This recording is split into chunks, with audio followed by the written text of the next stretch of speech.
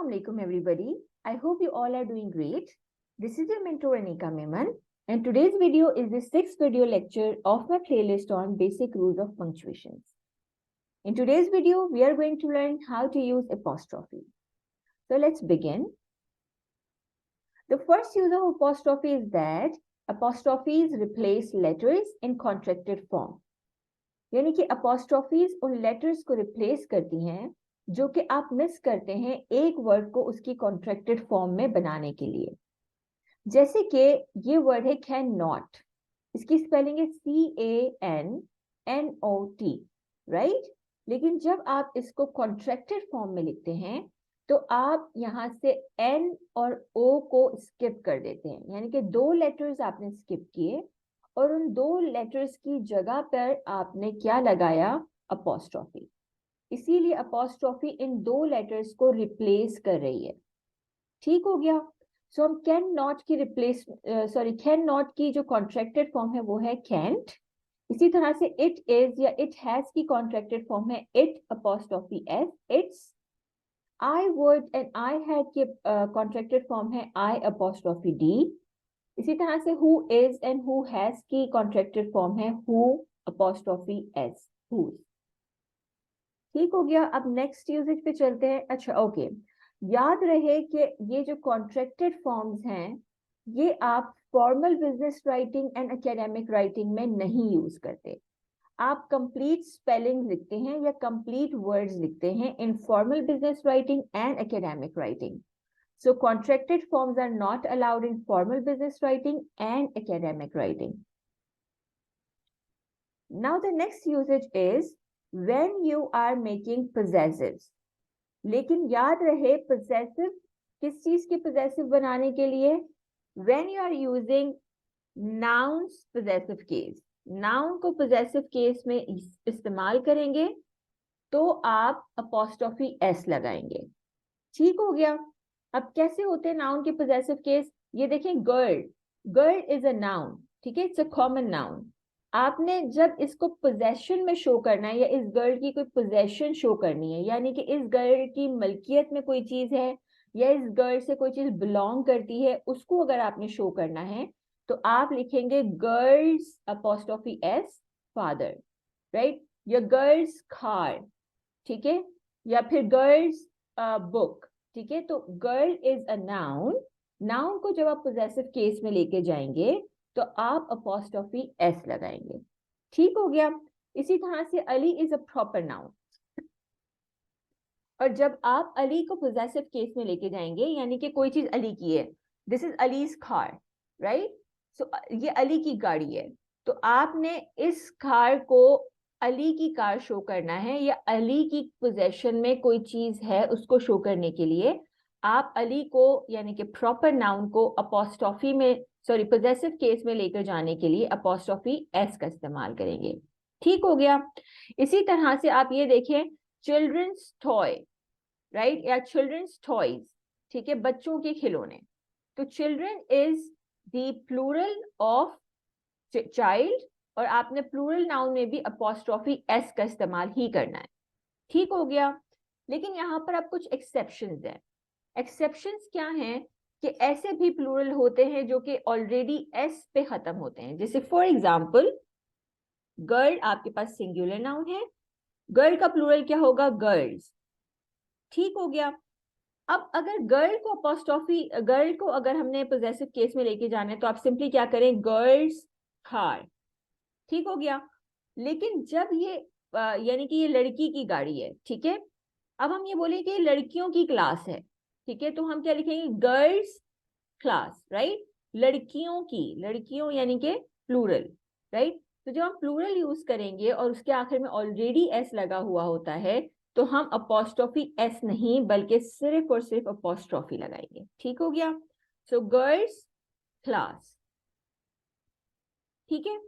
तो इसी तरह से माय पेरेंट्स हाउस, अगर एक पेरेंट का हाउस है तो अपॉस्ट्रोफी एस लगा दें, लेकिन पेरेंट्स हाउस यानी कि ऑलरेडी प्लूरल है और वो एस पे खत्म हो रहा है तो फिर अब आप क्या करेंगे, अपॉस्ट्रोफी एस लगाने के बजाय सिर्फ और सिर्फ अपॉस्ट्रोफी का यूजेज करेंगे यहाँ पर।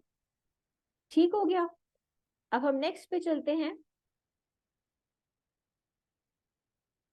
ऑल राइट, सो अब हम पोजेसिव, जब हमने पढ़ लिया है कि हम नाउन का पोजेसिव केस बनाते हैं तो उसमें अपॉस्ट्रोफी एस लगाते हैं, तो हम एक छोटी सी मिस्टेक ये करते हैं कि जब हम प्रोनाउन यानी कि पोजेसिव प्रोनाउन या पोजेसिव डिटर्मिनर्स भी यूज कर रहे होते हैं तो उसके आखिर में भी हम अपॉस्ट्रोफी एस लगा देते हैं गलती से, ठीक है।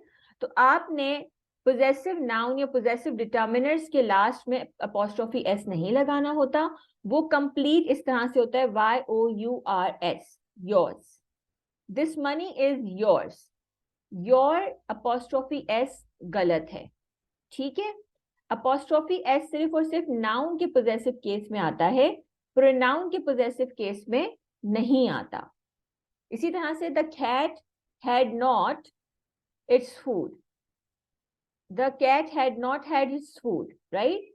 सो इट्स फूड, यहाँ पर अपॉस्ट्रोफी एस नहीं आएगा, अपॉस्ट्रोफी एस का मतलब होता है इट इज फूड, ठीक है। अभी हम पहले पढ़ के इट इज की कॉन्ट्रैक्शन फॉर्म है इट और अपॉस्ट्रोफी एस, जबकि यहाँ पर आपने कहना है कि बिल्ली ने अपना खाना या उसका खाना नहीं खाया, तो बिल्ली ने उसका खाना नहीं खाया इज के लिए आप प्रोनाउन यूज करेंगे पोजेसिव केस में, तो इट्स फूड येट आएगा, ठीक है, ITS नॉट अपॉस्ट्रोफी एस। इसी तरह से whose house did she stay in, question mark, किसके घर में वो रुकी थी, किसके घर में, ठीक है। तो यहाँ पर किसके घर में के लिए आप whose यूज करेंगे, ना के who अपॉस्ट्रोफी एस।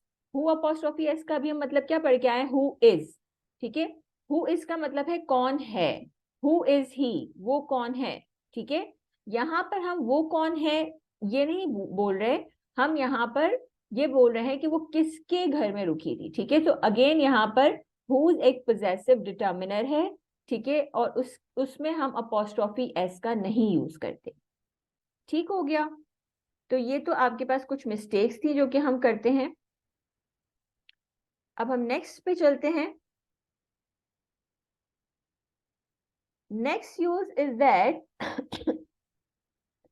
कुछ ऐसे वर्ड्स होते हैं जिनकी प्लूरल्स एग्जिस्ट नहीं करते, लेकिन समटाइम्स हम उनको प्लूरल फॉर्म में लिखना चाहते हैं, जैसे words which do not usually have plurals sometimes have an apostrophe when a plural form is written.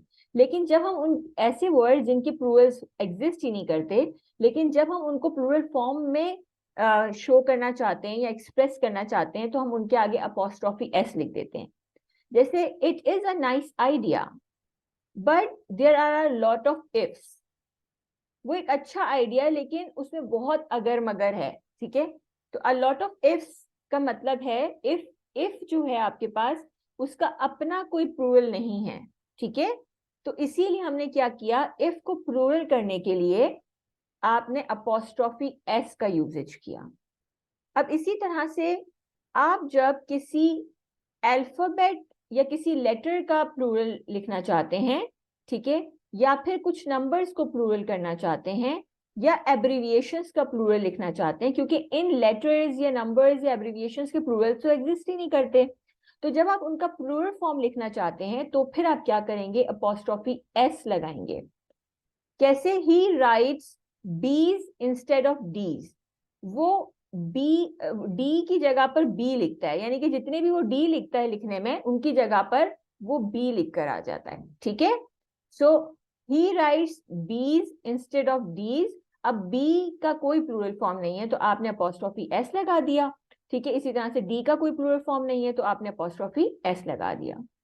So is the case with this, it was in the early 1960s, ठीक है।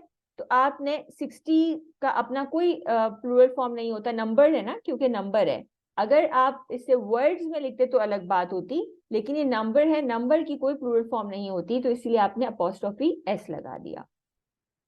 अब आगे देख लेते हैं, आई नो 2 MPs पर्सनली।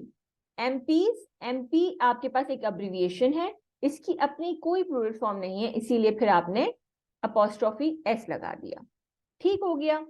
अब हम यहाँ पर एक मिस्टेक कर जाते हैं समटाइम्स, क्या मिस्टेक है ये, it is not correct to put apostrophe in normal Plurals.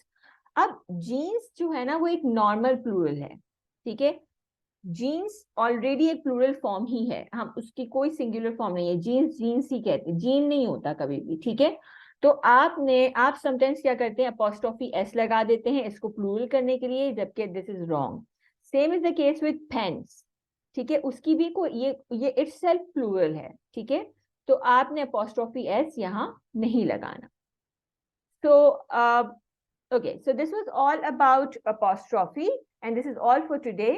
If you have any question, you may ask me in the comment section.